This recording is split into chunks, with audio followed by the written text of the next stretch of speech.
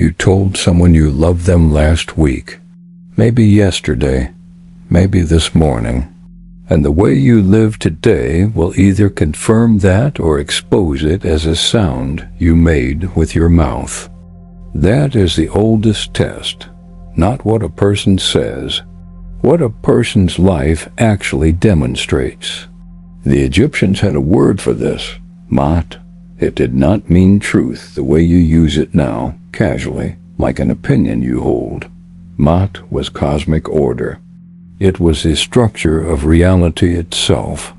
And in the Egyptian Book of the Dead, specifically in spell 125, the negative confession, the deceased does not stand before the gods and recite what they believed. They stand before 42 assessors, and their heart is weighed against a feather, not their words, not their intentions, their heart, the accumulated weight of what they actually did. If it was heavier than the feather of Maat, they were devoured. No appeals process, no explanation accepted. The universe did not care what you meant. It measured what you were. That measurement never stopped. You are being weighed right now, not by gods, by your own results. If this is your first time hearing this channel, you have already been tuned to this frequency, or you would have scrolled past 3 sentences ago. Something in you recognized this before I said it. Subscribing is not joining something. It is acknowledging a signal you were already receiving. The channel exists. The frequency exists. You either stay on it or you drift. That is the only decision. Now let me say the uncomfortable thing early, so it is out of the way. You do not believe what you think you believe. You believe what your life proves you believe. And those two things are almost never the same. And this is the part where most people get defensive. I believe I deserve abundance. Okay, look at your bank account. Look at how you spend. Look at what you tolerate for a paycheck. That is what you actually believe about abundance. Every dollar you have or do not have is a receipt. Not for what happened to you, for what you repeatedly chose. I believe I am worthy of love. Fine. Look at who you are with. Look at who you keep going back to. Look at the last 3 people you gave your body or your time to. That is the evidence. That is the proof of the actual belief operating underneath the nice sentence you repeat in the mirror. A 25-year-old who says they value their health but has not moved their body in 4 months and eats like they are punishing themselves. That person does not believe in health. They believe in comfort. Their life is the proof, not a judgment, an observation. The same observation a doctor would make if the doctor were honest, which most are not because honesty does not get return visits. This is not about shame. Shame is useless. This is about accuracy.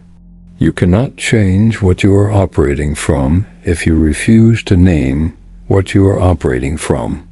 And most people spend their entire lives performing a belief system their own behavior contradicts every single day.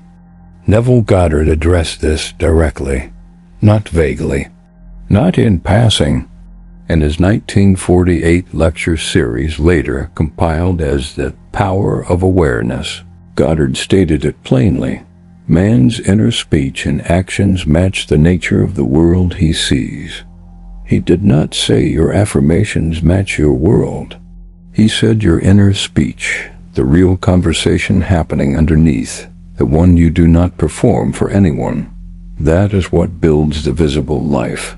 Goddard's technique was not repetition of nice words. It was the revision of the felt state.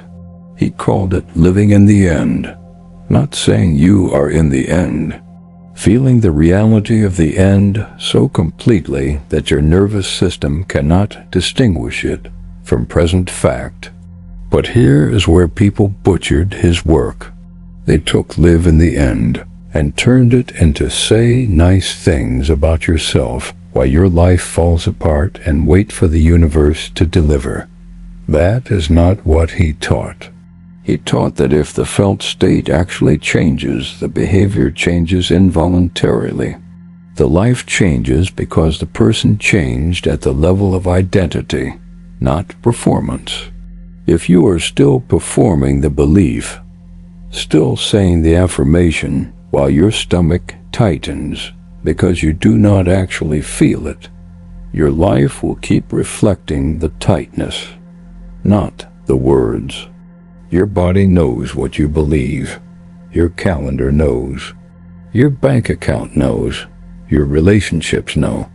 You are the last to find out because you are the only one listening to your words instead of watching your patterns. Let me put this somewhere it will land. You know someone, maybe it is you, who says they want to leave a relationship. They have said it for 2 years. They have told their friends. They have cried about it. They have written about it. And they are still there, still in the same apartment, still answering the same phone calls, still sleeping next to the same person who makes them feel like furniture. That person does not believe they can leave. It does not matter what they say. Their life is the proof. 2 years of staying is 2 years of evidence that the operating belief is, I cannot survive alone, or I do not deserve better than this, or this pain is familiar and the unknown is worse. The mouth says one thing, the life says another. The life is not lying. And I say this knowing full well that some of you hearing it right now are sitting in that exact apartment. You are not weak. You are operating from a belief you did not consciously install, but it is yours now. And the only way out is to stop narrating escape and start enacting it. Marcus Aurelius wrote in Meditations, Book 5, Section 6, something that has been softened by every modern translation, but in its original thrust says this: the things you think about determine the quality of your mind. Your soul takes on the color of your thoughts. He was not writing poetry. He was emperor of Rome and writing private notes to himself about how to survive the weight of that without losing his mind. He understood that the inner state produces the outer condition, not as mysticism, as mechanics. He watched it happen in his own court. Men who professed loyalty while their every action prepared betrayal. He learned not to listen to anyone's words. He watched what they did when the pressure came. That is the test. Not what you say when things are easy. What you do when things are hard. What you reach for at 2 in the morning when no one is watching. That is the belief. That is the real one. The Hermetic tradition codified this long before Marcus and long before Neville.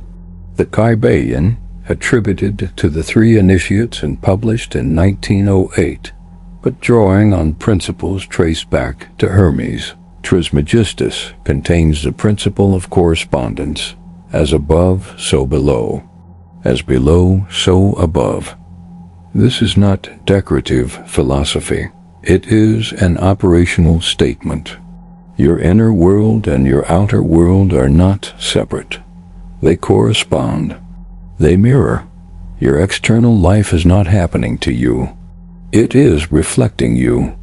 Every room you walk into, every situation you keep finding yourself in, every pattern that follows you from city to city and relationship to relationship, that is correspondence. That is your interior made visible. You moved to a new city, and the same problems showed up. You left one relationship and entered another that felt different for 3 months and then became identical. You changed jobs, and within a year you were complaining about the same things. That is not bad luck, that is correspondence, the outer changed. The inner did not, and the outer will always, eventually, obey the inner. A person who believes they are someone things happen to will keep accumulating evidence of things happening to them, not because the universe is targeting them, because their operating frequency keeps selecting for the same experiences, and they keep interpreting neutral events through the lens of victimhood, which reinforces the belief, which selects for more evidence. It is a closed loop, and it looks from the inside like proof that life is unfair. From the outside, it looks like someone who will not update the signal they're broadcasting. I know some of you are hearing this, and it feels like I am blaming you for your suffering. I am not. But I am also refusing to pretend that naming the mechanism is the same as causing the pain. The mechanism exists whether I describe it or not. A doctor who tells you the tumor is there did not give you the tumor, but you cannot treat what you refuse to diagnose. If you grew up in chaos, if your early environment was unstable, if the people who were supposed to protect you instead taught you that love is conditional, that safety is temporary, that your needs are inconvenient, those became your operating beliefs, not because you chose them, because a child's nervous system absorbs the environment without a filter. Carl Jung called this the formation of complexes. In his 1934 work, A Review of the Complex Theory, Jung detailed how emotionally charged experiences, particularly in early life, form autonomous clusters in the psyche. These complexes operate below conscious awareness. They have their own emotional tone, their own logic, their own gravitational pull. You do not choose to react the way you do in certain situations. The complex fires. It pulls you into a pattern you have lived 100 times before you even realize you are in it again. But here is the part Jung also insisted on, and this is the part the victim narrative conveniently omits. The complex is not a life sentence. It is material. It is the raw substance of what he called individuation, the process of making the unconscious conscious. You did not install the original program, but you are the only one who can rewrite it. And every day you refuse to look at it, you are choosing to run it. That refusal is itself a belief. It is the belief that says, I am what happened to me, not what I do about what happened to me. Your parents may have been terrible. That is not your fault. You are 30 now and still living from the same wound without ever once turning to face it directly. That is your responsibility, not your fault, your responsibility. There is a difference, and that difference is where all your power lives. Let me bring this even closer. You say you want financial stability. Okay. What did you spend money on this week? Not what you needed to spend it on. What you chose to spend it on. The coffee you could have made at home. The subscription you forgot you had. The thing you bought because you were bored and your phone was in your hand, and the dopamine hit was 2 taps away. None of those are moral failures, but they are evidence. They are data points in the case your life is building about what you actually believe regarding money. Someone who genuinely believes they are building something does not leak resources unconsciously. They track, they know. Not because they are obsessed with money, but because their behavior matches their stated belief. The person who says they want to be free but spends every dollar the moment it arrives believes, at the operational level, that money leaves. That is the program running. That is the belief that life proves. And here is the part that actually matters. You can change it, not by saying something different, by doing something different repeatedly until the felt experience updates. Neville called it revision. Jung called it integration. The Stoics called it practice. They all pointed at the same door. The behavior comes first, then the belief updates. Not the other way around. You do not wait to feel ready. You act in defiance of the old program, and the new feeling follows the new action like a shadow follows a body.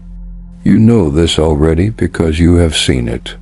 You have watched someone say they were going to change, and nothing happened. You have also watched someone say nothing and simply start behaving differently. The second person's life moved. The first person's life stayed exactly where it was, decorated with better language. If you are the person who has been trying, genuinely trying, not performing effort for an audience of your own ego, but actually in the dark, putting one foot forward without knowing if the ground is there, stay with it, because the ground shows up for the foot that moves, not the one that waits. Now, there is a reason this knowledge is not common. There is a reason the dominant culture trains you to identify yourself by your words, your labels, your stated positions, your social media bio, because a person who judges themselves by their results instead of their narrative becomes very difficult to control. You cannot sell comfort to someone who is honest with themselves.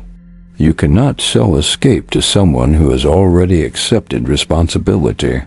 The entire economy of distraction, entertainment, outrage, consumption, identity performance, depends on people never once looking at the gap between what they say and what they do. The Egyptian priesthood understood this.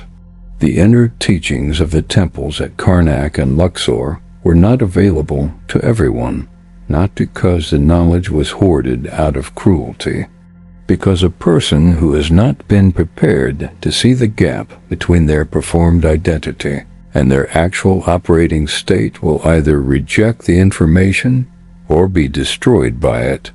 The preparation was not intellectual, it was behavioral. Initiates were given tasks, silence for extended periods, physical labor, fasting, obedience to structure, not as punishment, as recalibration. The body had to demonstrate the belief before the teaching was given, because the priests knew, as Goddard knew, as Jung knew, as Marcus knew, that information given to someone still identified with their story does nothing. It becomes another decoration on the same broken structure. You can hear everything I am saying right now and change nothing. You can nod along. You can feel something in your chest. You can share this video. And then tomorrow you can wake up and do exactly what you did yesterday. That would prove that your belief did not change. The resonance you felt was real. The integration did not happen, because integration is not an emotion. It is a pattern of behavior sustained long enough to overwrite the old one.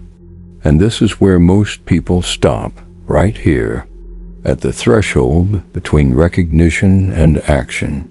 They feel the truth. They see the gap. And then the old program fires, the one that says this is too hard, or this is not the right time, or I will start Monday, or I need to think about it more. That voice is not wisdom. That voice is the complex protecting itself. It will dress up as reason. It will dress up as patience. It will dress up as self-compassion. It will be anything it needs to be to keep you exactly where you are. The only thing that has ever broken that loop, in any tradition, in any century, is action taken before you feel ready. The Stoics had a practice called premeditatio malorum, the premeditation of adversity.